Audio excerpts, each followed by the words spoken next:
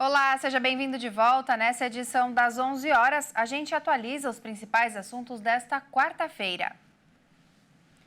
Mais uma etapa da Operação Lesa Pátria. A Polícia Federal cumpre nesta manhã 5 mandados de prisão e 13 de busca e apreensão.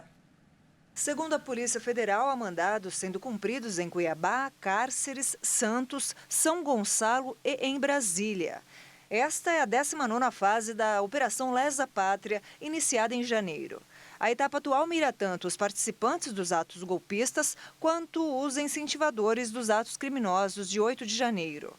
Os fatos investigados constituem, teoricamente, os crimes de abolição violenta do Estado Democrático de Direito, golpe de Estado, dano qualificado, associação criminosa, incitação ao crime, destruição e deterioração ou inutilização de bem especialmente protegido. E a Justiça liberou quase 2 bilhões de reais de atrasados a aposentados do INSS. O valor corresponde à revisão de aposentadorias, auxílios-doença e pensões. O Conselho da Justiça Federal liberou mais de 1 bilhão e 900 milhões de reais atrasados para quase 123 mil beneficiários da Previdência que conseguiram a concessão ou a revisão do benefício na Justiça. O valor corresponde a ações previdenciárias e assistenciais, como revisão de aposentadorias, auxílios-doença, pensões e outros benefícios de mais de 95.500 processos. O pagamento deve ser feito de acordo com o cronograma de cada Tribunal Regional Federal. O montante é referente às requisições de pequeno valor de julho deste ano. São valores atrasados de até 60 salários mínimos. Neste ano, até R$ 79 mil serão pagos em ações propostas no Juizado Especial Federal. Acima deste valor são os chamados precatórios. Para receber o pagamento, o processo precisa ter sido finalizado sem possibilidade de recursos do INSS, o chamado trânsito em julgado. É preciso ainda que a Justiça tenha concedido a ordem de pagamento, a requisição ou a autuação do processo. A consulta deve ser feita com o advogado responsável pela ação ou no site do Tribunal Federal, que também vai mostrar a data em que a ordem de pagamento foi emitida pela Justiça. O Senado aprovou o pedido de urgência e o projeto de lei que prorroga a desoneração da folha de pagamento de 17 setores da economia deve ser votado hoje em plenário. A aprovação do pedido de urgência se deu de forma simbólica, sem o registro dos votos, depois que foi aprovada na Comissão de Assuntos Econômicos do Senado. A proposta que prorroga a desoneração da folha de pagamentos conta com um dispositivo que concede uma redução na alíquota previdenciária para prefeituras de cidades pequenas com até 142 mil habitantes. Caso o texto seja sancionado, esses municípios passarão a recolher 8% de alíquota previdenciária dos servidores municipais e não 20% como prevê a regra atual. A desoneração para os municípios é o trecho mais polêmico do projeto e a principal discussão é se a redução da alíquota previdenciária seria constitucional ou não. E o Hamas afirmou nesta quarta-feira que os bombardeios noturnos de Israel deixaram pelo menos 80 mortos em Gaza. O movimento islamita diz que mais de 6.500 pessoas já morreram no território desde o começo da guerra.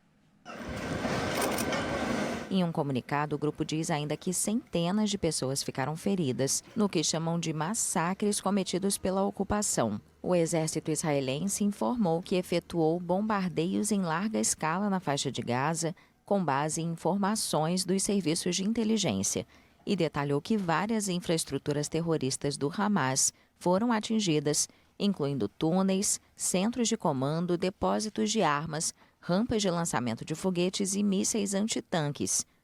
Milhares de pessoas, a maioria civis, morreram na guerra iniciada em 7 de outubro, com a ofensiva surpresa de milicianos do Hamas em território israelense.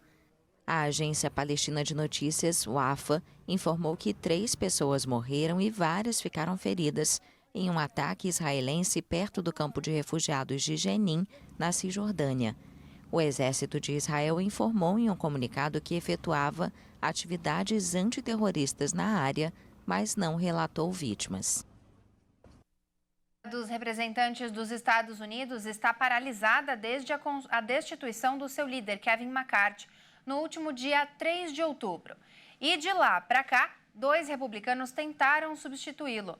Nessa terça-feira, na tentativa de encerrar a crise, um terceiro candidato republicano jogou a toalha logo após ser nomeado. Vamos ver.